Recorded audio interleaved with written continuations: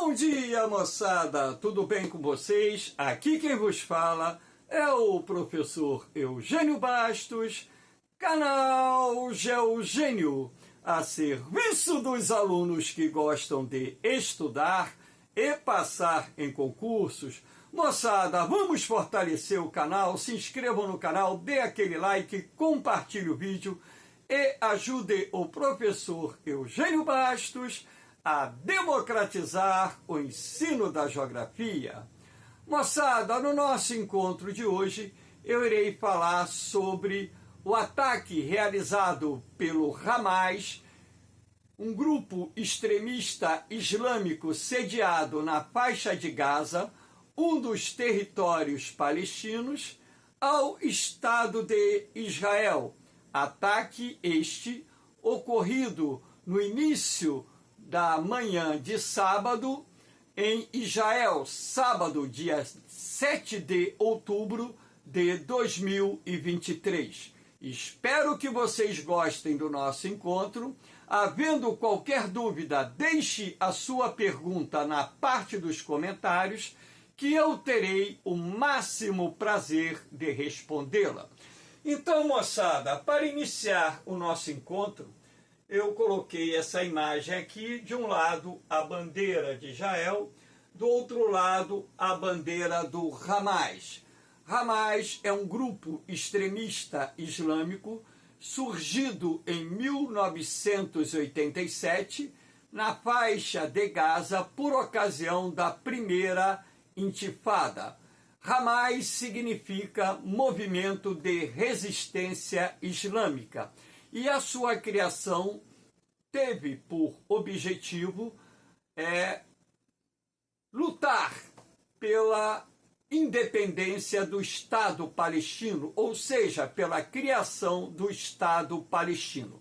Para nós entendermos um pouco do conflito que está ocorrendo nesse exato momento, lembrando que essa aula está sendo gravada no domingo, dia 8 de outubro de 2023, é preciso nós entendermos um pouquinho da história que envolve a criação do Estado de Israel, assim como a criação do Estado palestino.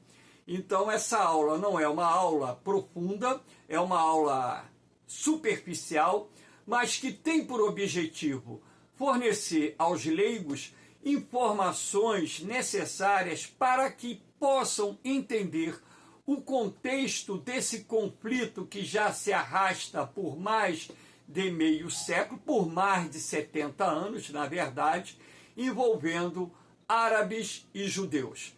Sendo assim, moçada, vamos aqui ver o primeiro fato de grande relevância histórica, que foi o movimento sionista, que surgiu no final do século XIX com o objetivo de recriar o Estado de Israel.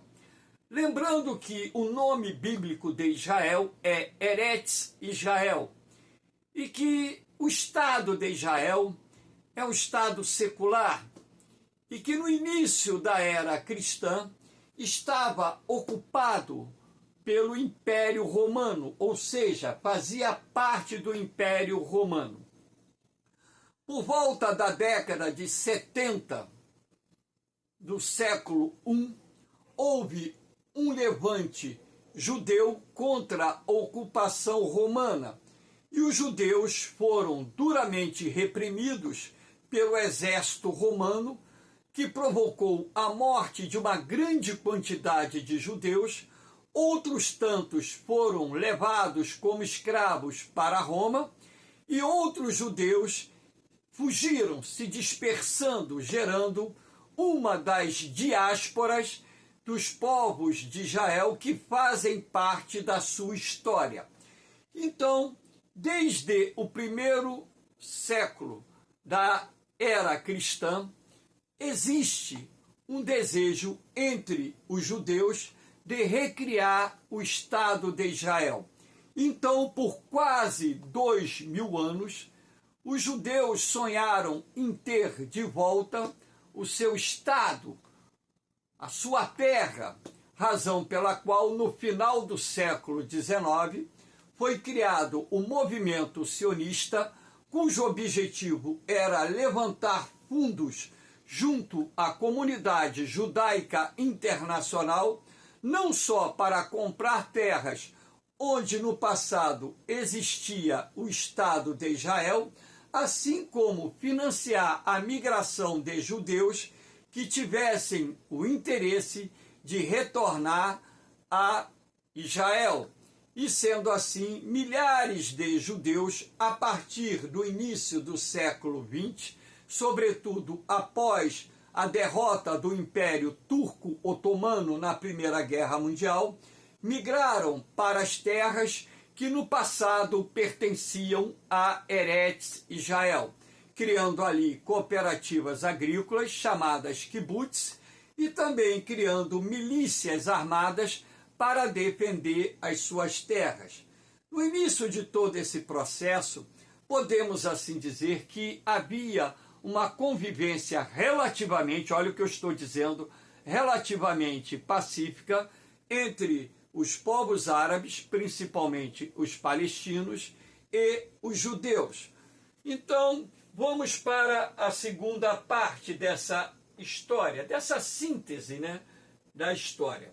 Então, com a derrota do Império Turco-Otomano, a recém-criada Liga das Nações, uma entidade que antecedeu a Organização das Nações Unidas, concedeu ao Reino Unido, aqui representado em azul, o mandato que dava-lhe o direito de, vamos dizer assim, assumir as terras que pertenciam ao Iraque, que pertenciam à Palestina, que pertenciam, né, parte da Transjordânia e por aí vai.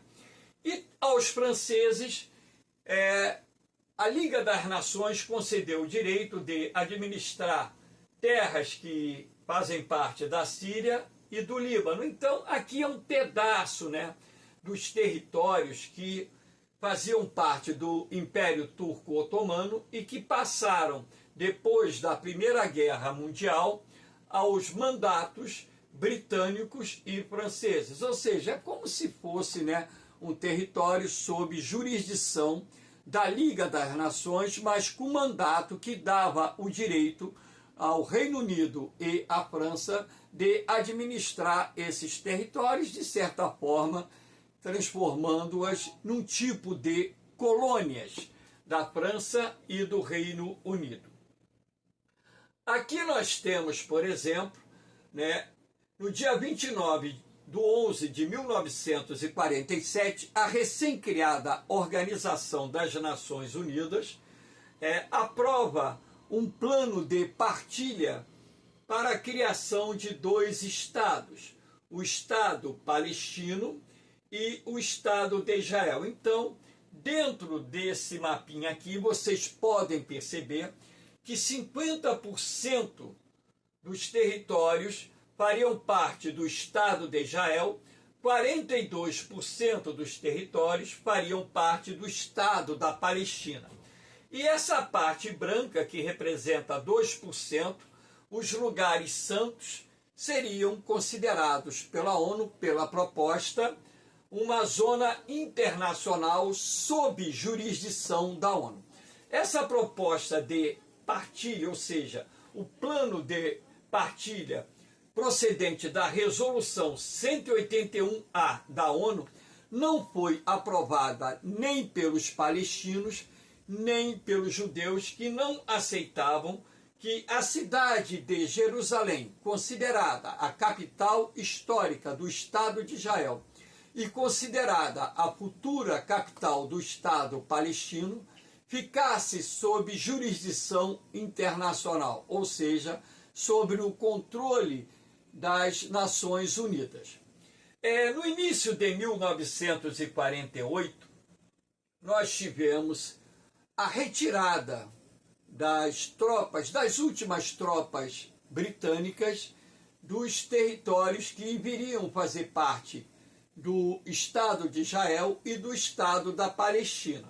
Então, para que vocês possam entender também um pouco mais esse contexto, eu coloquei esses mapas aqui para mostrar a vocês. Olha, em 1946, no período pós-Segunda Guerra Mundial, em branco, né, nós temos aqui as áreas ocupadas pelos judeus, em preto, as áreas ocupadas pelos palestinos.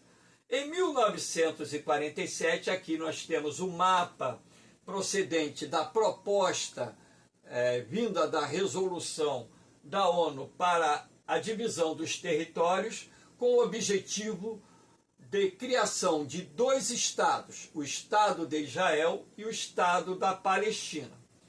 Aqui em 1967, vocês podem perceber que o Estado da Palestina, ou os territórios ocupados pelos palestinos, sofreram uma grande redução, e nós vamos falar disso um pouquinho mais à frente, procedente da chamada Guerra dos 6 Dias, que ocorreu exatamente em 1967.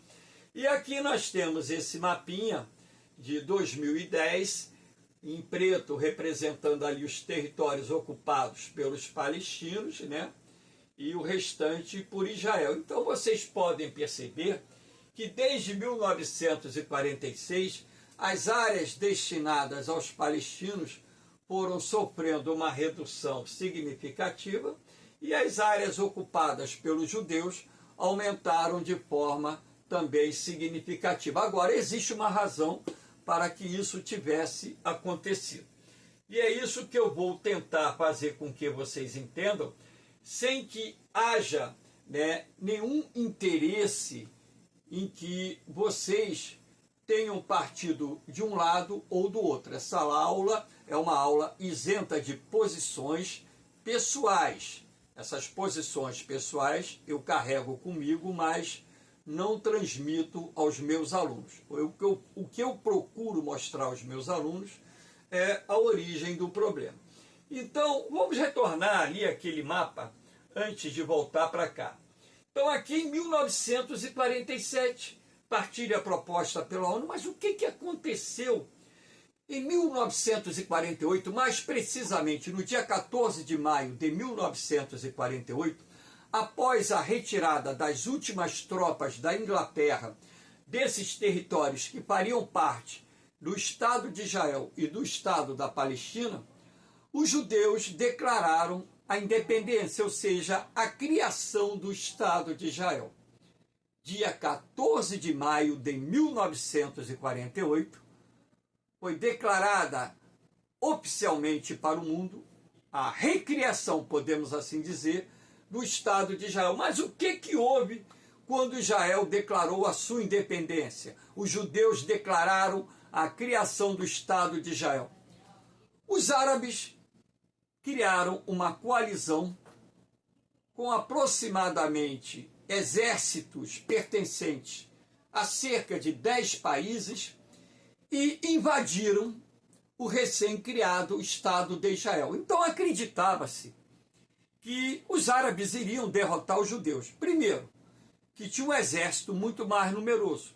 Segundo, que esse exército tinha muito mais equipamentos militares.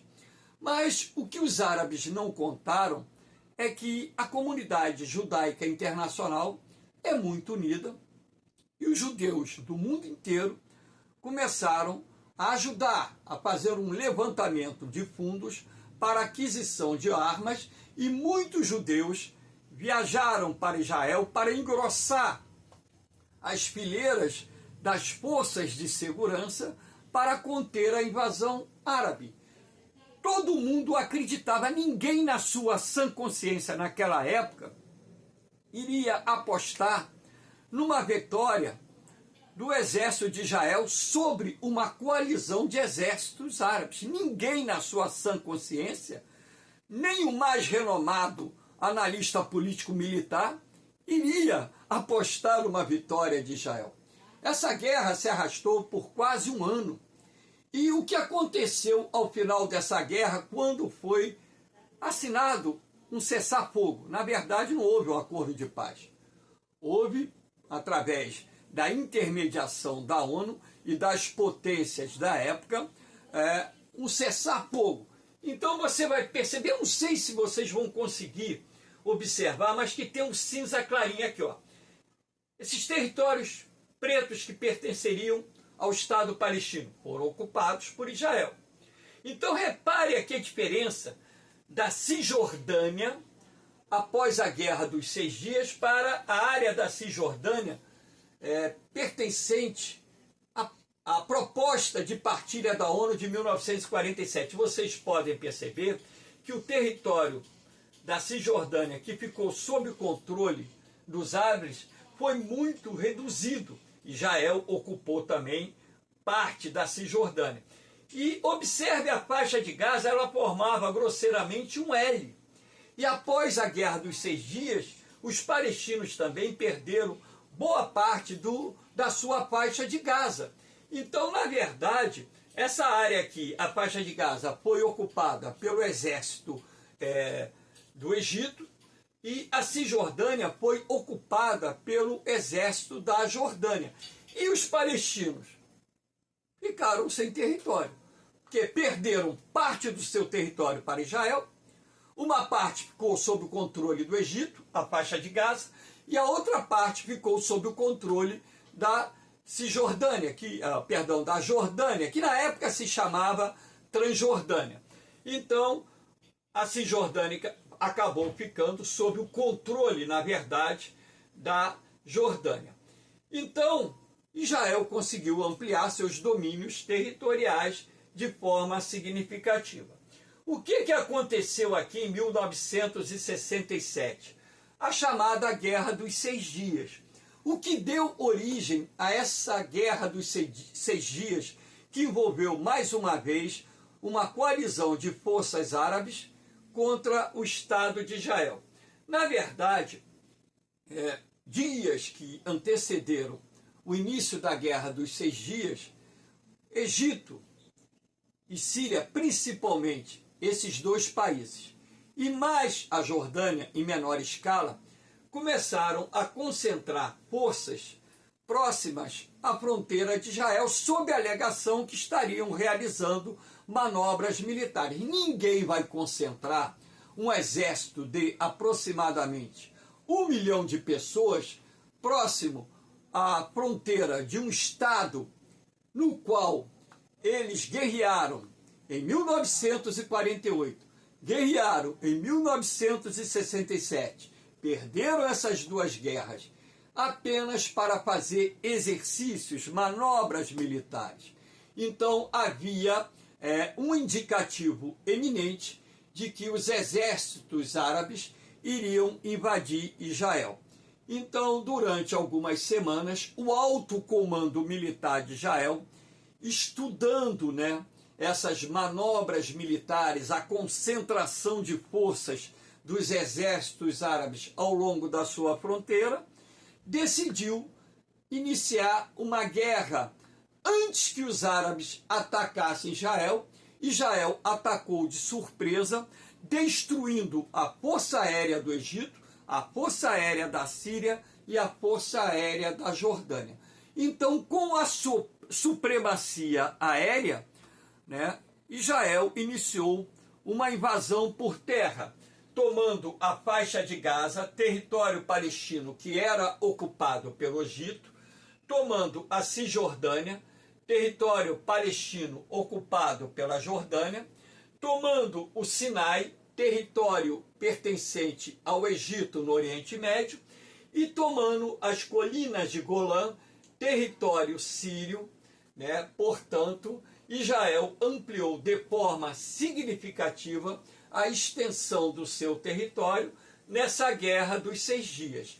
E essa derrota árabe para Israel em apenas 6 dias ficou engasgada, entalada na garganta, principalmente dos governos do Egito e da Síria, que na época, inclusive, eram aliados da antiga União Soviética. E de 1967 até 1973, o que se teve foi uma grande ajuda militar, um grande envio de armas por parte da União Soviética, principalmente para o Egito e para a Síria, que começaram a se preparar para uma nova guerra contra o Estado de Israel.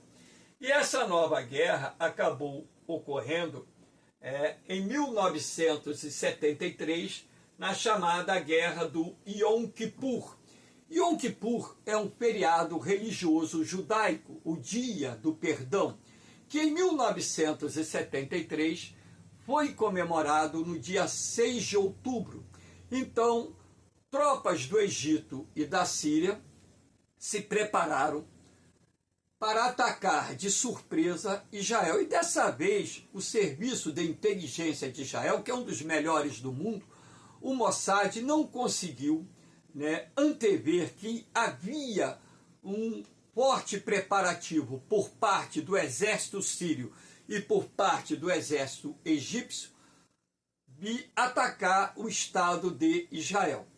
Então, aproveitando-se que as forças de segurança de Israel estavam relativamente desmobilizadas, porque muitos militares foram comemorar o feriado religioso do Yom Kippur com os seus familiares, iniciaram um ataque de surpresa. O exército egípcio cruzou o canal de Suez e também áreas do Mar Vermelho, iniciando a invasão da região do Sinai. E o exército sírio iniciou a retomada das colinas de Golã, território sírio ocupado por Israel na Guerra dos 6 Dias. Então, nos primeiros dias de guerra, o exército israelense sofreu pesadas perdas, porque não é fácil você mobilizar as forças de segurança, o exército, para uma guerra quando um país é atacado de surpresa. Isto porque a logística de guerra é extremamente complexa. Você tem que fazer a mobilização das Forças Armadas, Marinha, Exército, Aeronáutica, você tem que convocar os reservistas, você tem que preparar toda a logística de suprimento, que envolve peças de reposição, munições, alimentos, água, material de socorros, hospitais de campanha. E a logística de guerra é extremamente complexa e cara. E você não consegue mobilizar um exército em tão pouco tempo. Então havia necessidade de que, em primeiro lugar, se tentasse retardar o avanço dos exércitos árabes da Síria e do Egito para uma mobilização total do país para enfrentar a agressão árabe e, se possível, reverter essa agressão e vencer a guerra.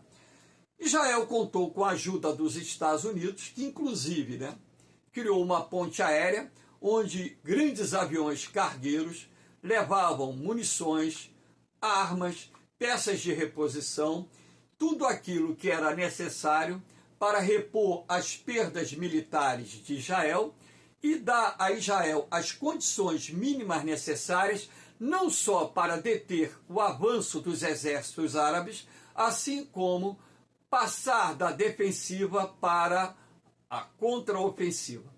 Então, com essa ajuda americana e com um plano estratégico muito bem elaborado pelo alto comando militar de Israel, Israel conseguiu conter o avanço dos exércitos do Egito e da Síria, inclusive cercando o exército do Egito no deserto do Sinai, onde ali foram mortos milhares de soldados egípcios. O Egito perdeu uma grande quantidade de equipamentos militares. Os egípcios foram expulsos de volta para o continente africano, ou seja, para a margem esquerda do canal de Suez, e o exército israelense expulsou os sírios que estavam avançando nas colinas de Golã e iniciou o avanço em direção à capital Damasco. Como a União Soviética ameaçou entrar no conflito, e isso poderia desencadear a Terceira Guerra Mundial, houve uma negociação na ONU de um cessar-fogo. Então, ao término da Guerra do Yom Kippur, que durou aproximadamente 20 dias, os árabes foram derrotados mais uma vez pelas forças de segurança de Israel, ou seja, pelo exército israelense. Então, essa questão palestina, lembrando que Palestina, quem nasce na Palestina, que é uma região daquela área do Oriente Médio, onde se encontra Israel e o Estado palestino, então essa questão da Palestina ficou em aberto. O Estado da Palestina, ele acabou não sendo criado porque os territórios palestinos estavam sob a ocupação de Israel. Em 1987, teve início a primeira intifada, que normalmente é chamada de Guerra das Pedras, Revolta das Pedras. A intifada começa lá na faixa de Gaza, quando jovens palestinos, crianças, adolescentes e jovens palestinos, começaram a fazer um levante popular contra a ocupação israelense. Guerra das Pedras porque os palestinos atacavam as forças de segurança de Israel e seus veículos militares com pedras. Logicamente que isso tinha por objetivo chamar a atenção da comunidade internacional para a causa palestina. Então a intifada ela começa na faixa de Gaza e também se espalha por outros territórios ocupados pelos judeus lá na Cisjordânia. E durante anos, diariamente, esses jovens e adolescentes palestinos, enfrentando as forças de segurança de Israel, procuravam chamar a atenção da comunidade internacional para a causa palestina, ou seja, para a necessidade de se criar um Estado palestino. E foi dentro desse contexto da intifada que surgiu o Hamas, o movimento de resistência islâmica que, com seu braço armado, Es-Aldin Al-Qassam, passou a lutar também contra a ocupação israelense, inclusive cometendo atentados contra os judeus em diversas ocasiões. Aqui nós temos,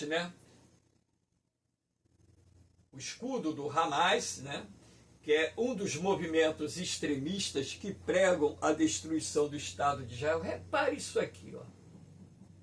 Muita gente não consegue entender o que seria isso aqui. Aqui é o território palestino. Aqui em cima é o território palestino.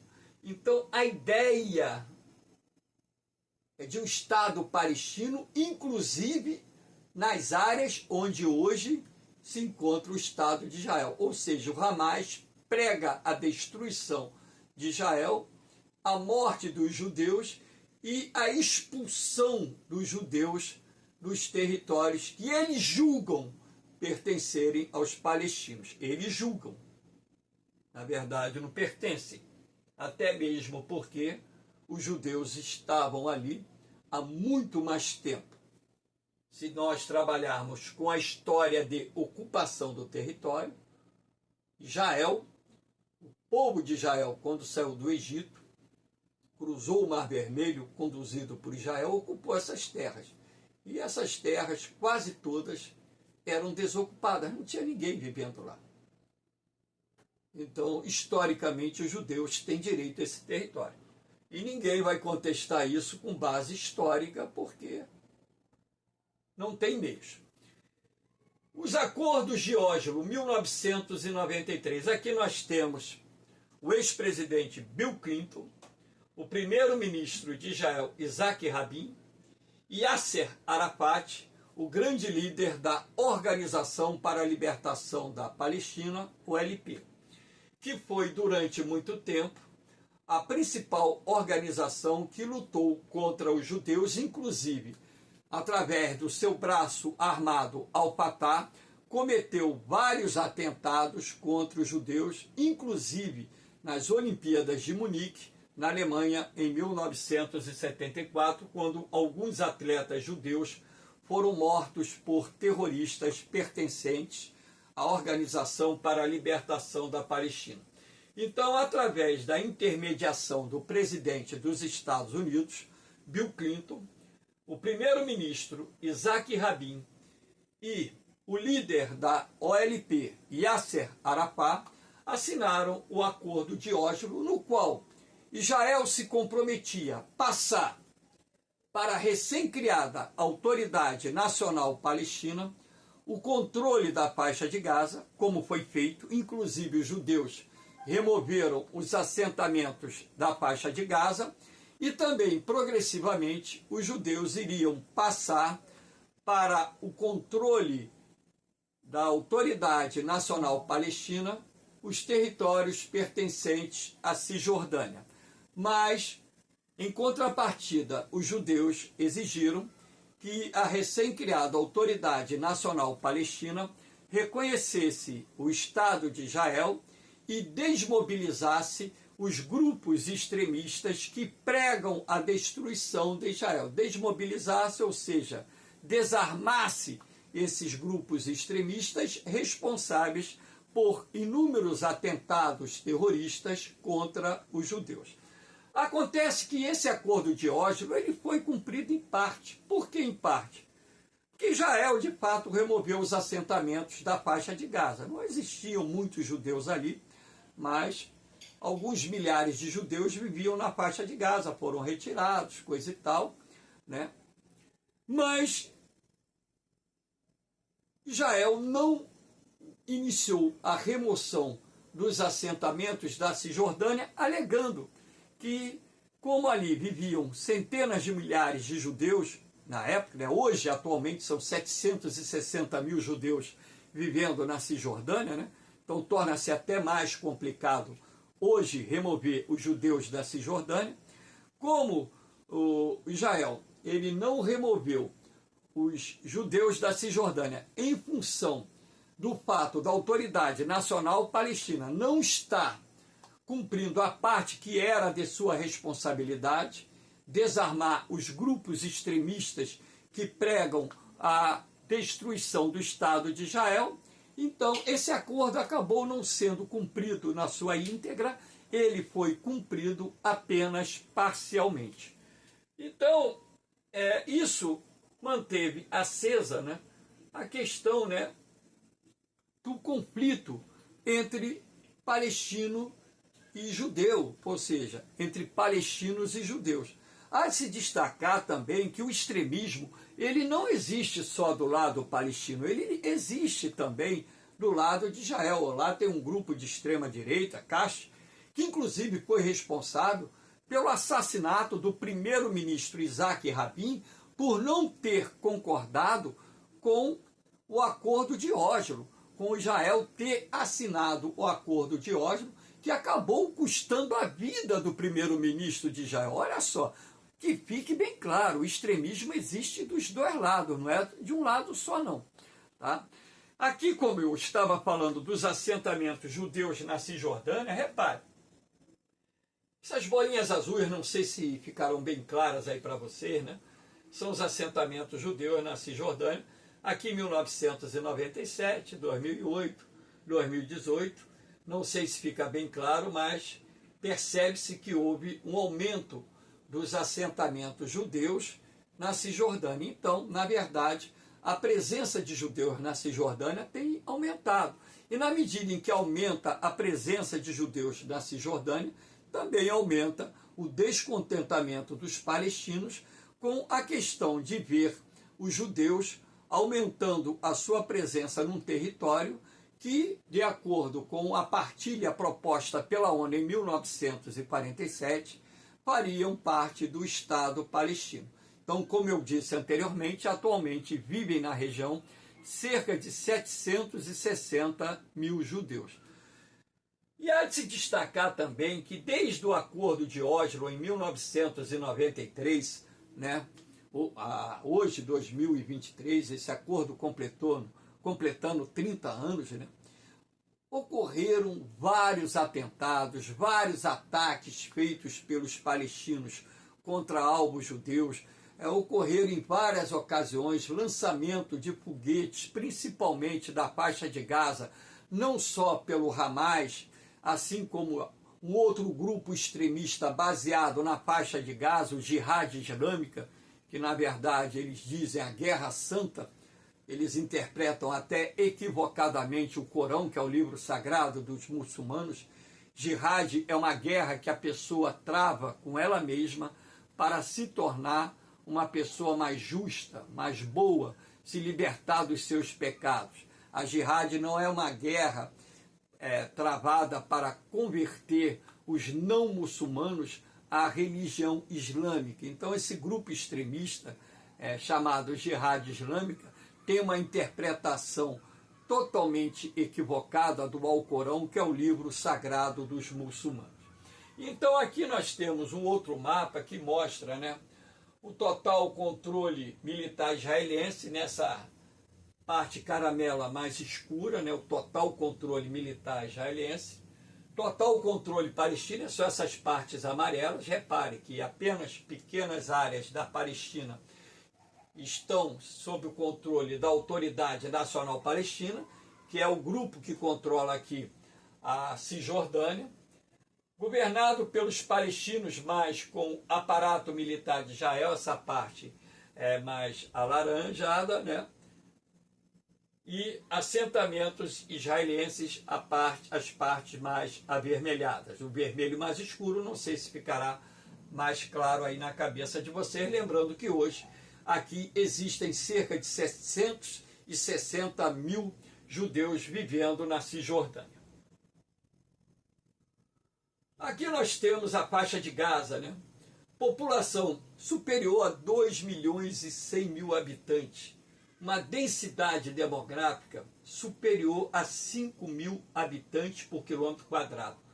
A faixa de Gaza é um barril de pólvora, porque aqui você tem uma população por área, uma densidade demográfica considerada uma das maiores do mundo, e aqui você tem uma população que vive com uma dependência externa enorme. Por quê? Não tem área onde eles possam produzir alimentos de forma que atenda toda a necessidade dos palestinos que vivem aqui na faixa de Gaza.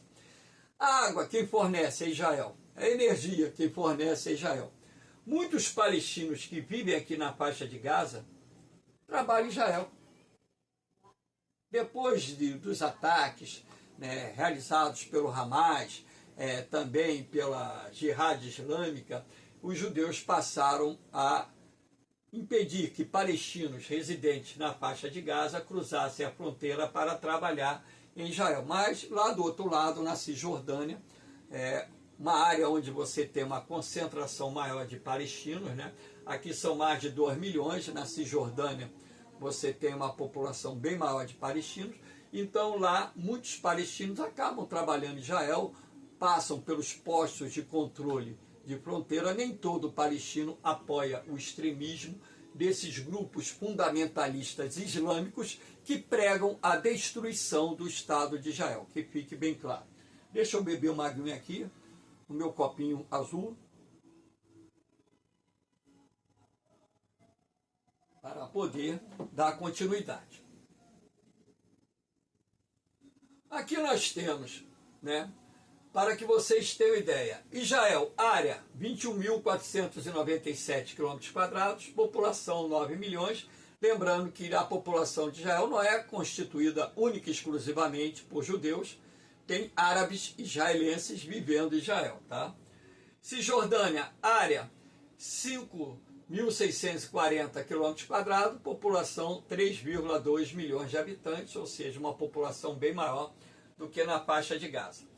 Faixa de Gaza, área 360 km², população superior a 2 milhões de habitantes, governada pelo Hamas, e aqui na Cisjordânia ela é governada pela Autoridade Nacional Palestina. Lembrando que o Hamas, né, ele, anos atrás, guerreou contra a OLP, a Organização para a Libertação da Palestina, e assumiu o controle da faixa de Gaza. A Autoridade Nacional Palestina perdeu o controle da faixa de Gaza, que até hoje está sob a administração do Hamas, que é esse grupo extremista que prega a destruição de Israel. Aqui no dia de ontem, sábado, dia 7 de outubro, podemos dizer assim, 50 anos depois, do início da guerra do Yom Kippur,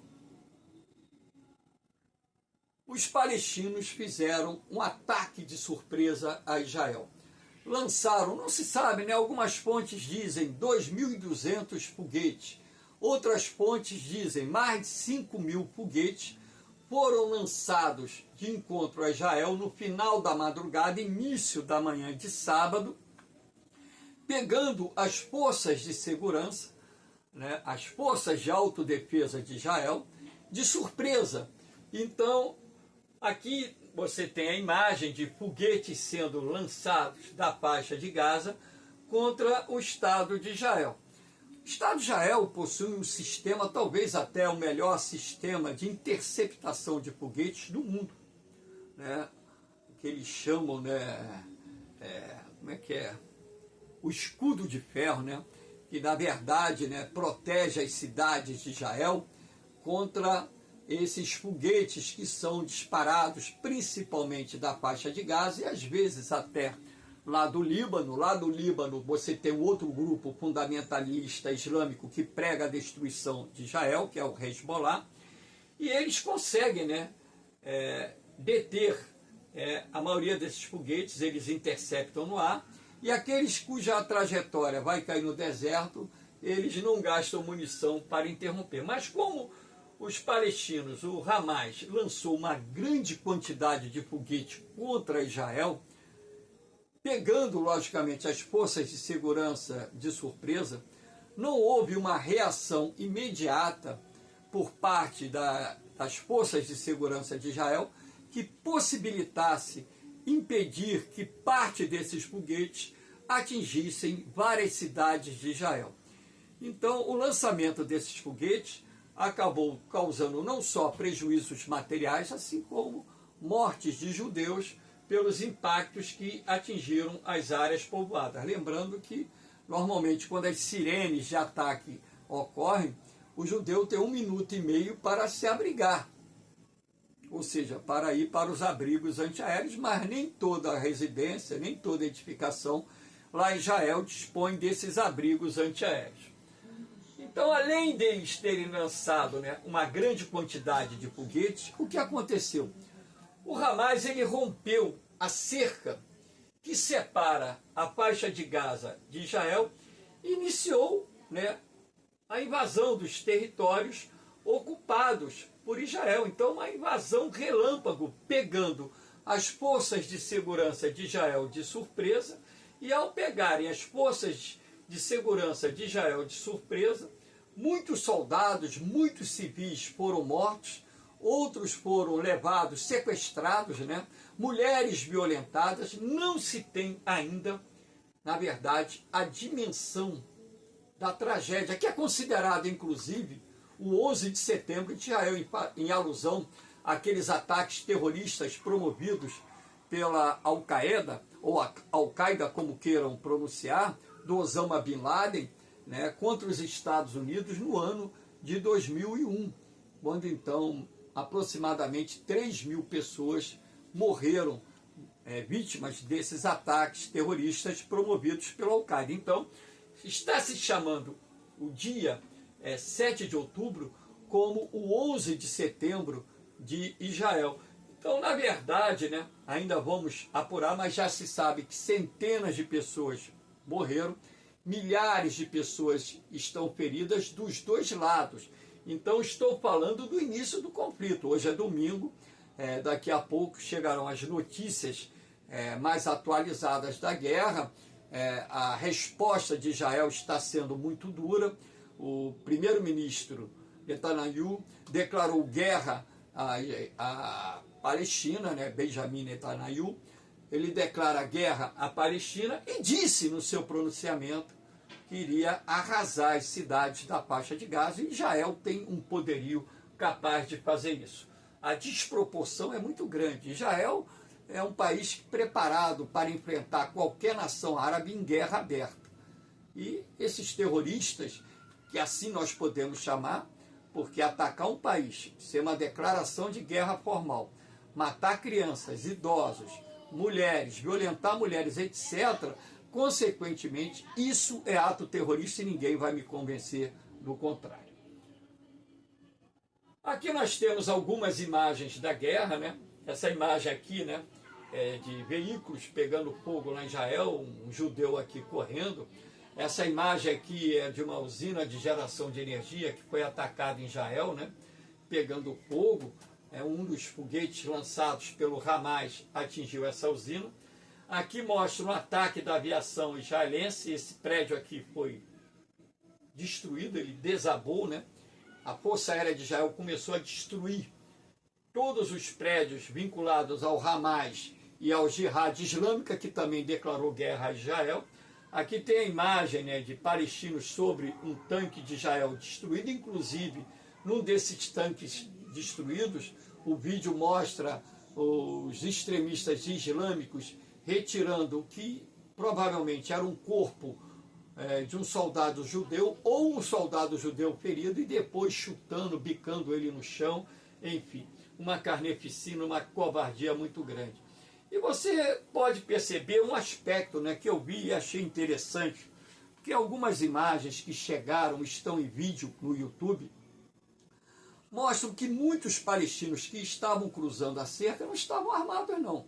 Tinha o pessoal do Hamas armado, mas muitos estavam cruzando a fronteira apenas para registrar, fazendo filmagem, registrando aquele momento histórico para eles que entraram no Estado de Israel, achando que vai derrotar Israel, a coisa mais louca, me desculpe o termo, mais insana, achar que eles teriam condições de derrotar Israel. Na verdade, estão sendo trucidados, né? Eu vi vídeos ontem da Força Aérea de Israel, né, atacando, né, aqueles alvos em terra, pessoas, veículos, né, do Hamas.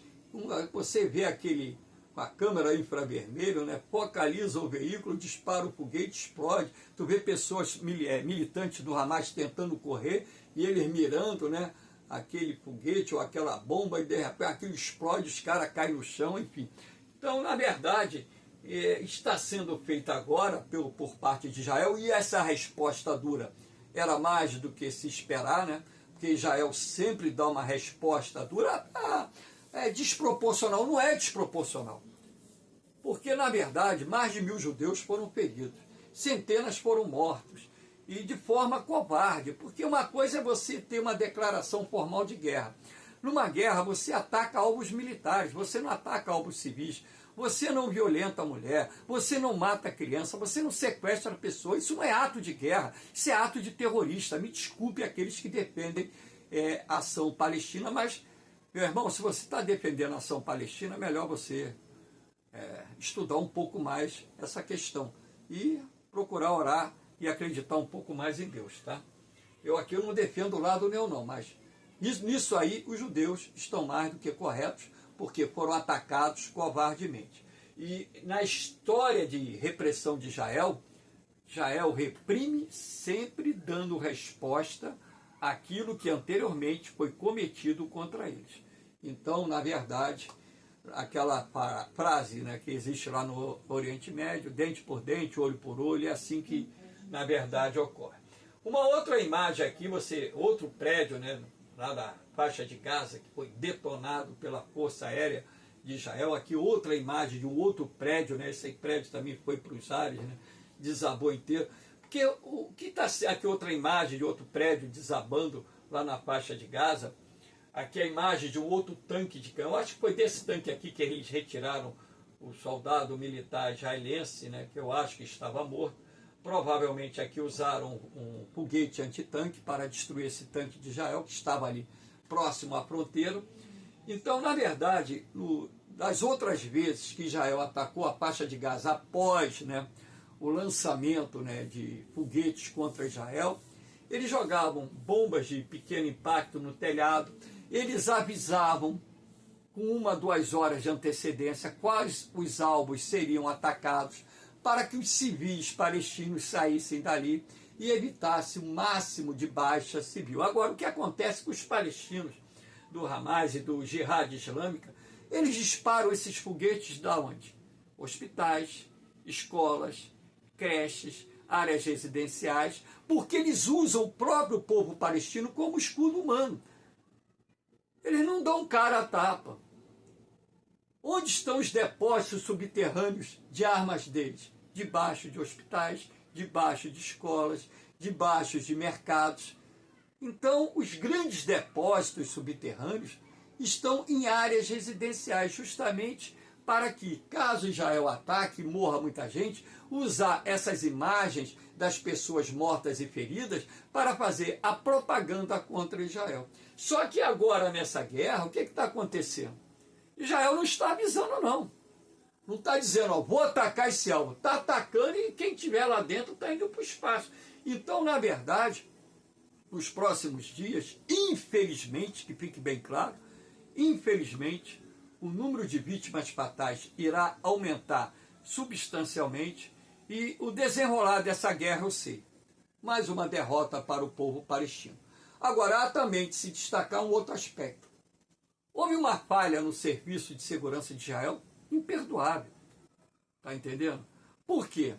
Eles aproveitaram exatamente o Shabbat Shalom. E o sábado é o dia de descanso do povo de judeu, né? O sábado da paz, né? Que eles chamam, né? É o dia de descanso. É o 7º dia da semana, o judeu não trabalha, ele fica com seus familiares. Muitos judeus nem acompanham redes sociais nesse dia. Então eles aproveitaram também o momento, né, do simbolismo da comemoração do Torá, que é o livro sagrado dos judeus, para atacar, assim como fizeram no Yom Kippur. Lembrando a vocês que o feriado do Yom Kippur ele não tem data fixa. Na guerra de 1973 foi no dia 6 de outubro. Nessa guerra agora, na verdade, o Yom Kippur, em 2023, ocorreu no dia 24 de setembro. Então não foi no cinquentenário, foram algumas semanas após da comemoração do Yom Kippur. Mas aproveitaram um outro momento religioso para atacar Israel de surpresa.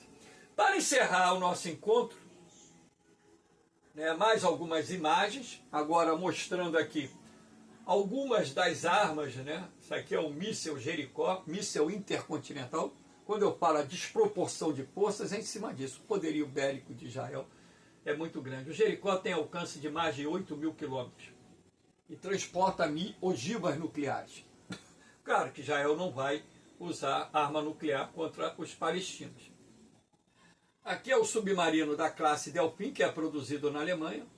Israel conta com 5 submarinos. Esses submarinos têm também silos para o transporte de mísseis, de cruzeiro, inclusive mísseis com ogivas nucleares, mísseis antiaéreo e etc. O F-35, que é o caça de 6ª geração de Israel, né, o caça mais moderno do mundo. Israel hoje conta com dezenas dessas aeronaves e também outros caças na composição da sua força aérea. Aqui é um blindado de fabricação israelense, Merkava. Esse blindado é considerado um dos mais modernos do mundo. Enfim, o poderio bélico de Israel, a supremacia militar de Israel é absurda. O exército de Israel é considerado o exército mais bem treinado do mundo. E é isso que eu digo. O preço que os palestinos do Hamas, da Jihad Islâmica, irão pagar por essa agressão contra o Estado de Israel será muito alto. E para encerrar o nosso encontro, fica essa mensagem, porque eu sou pacifista, eu não apoio guerra, eu apoio soluções diplomáticas para crises, luto por todas as vítimas da guerra. Esse luto é de guerra, não é de luta. É o luto pelas pessoas que morreram e vão morrer nessa guerra. Numa guerra não há vencedor. Todos perdem, mesmo aquele que julga que venceu. E é a verdade mais nua e crua, porque a guerra ela deixa um rastro de destruição, prejuízos, famílias destroçadas, deixa órfãos, viúvos, enfim. A guerra não leva a nada. A guerra só mantém aberta a ferida do ódio.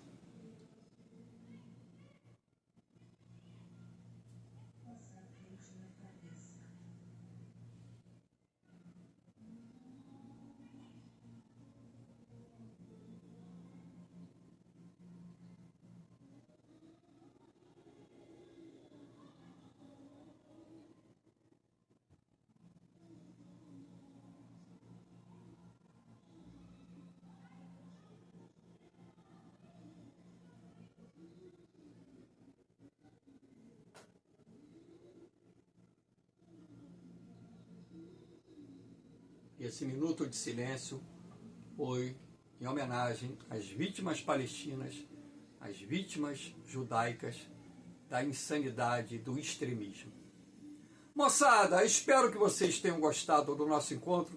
Dê aquela forcinha, compartilhe o vídeo, dê aquele like, deixe o seu comentário aí na parte do vídeo. Enfim, ajude o professor Eugênio Bastos a democratizar o ensino da geografia. Moçada, hoje é a prova da ESA e não hoje, mas no feriado de 12 de outubro, estarei gravando o comentário, o gabarito da prova da ESA para aqueles que fizeram o concurso. Valeu, moçada! No mais, uma boa semana para todos. Um beijão no coração de vocês. Um forte abraço. Fique com Deus. Eu vou, mas eu volto, hein? Fui!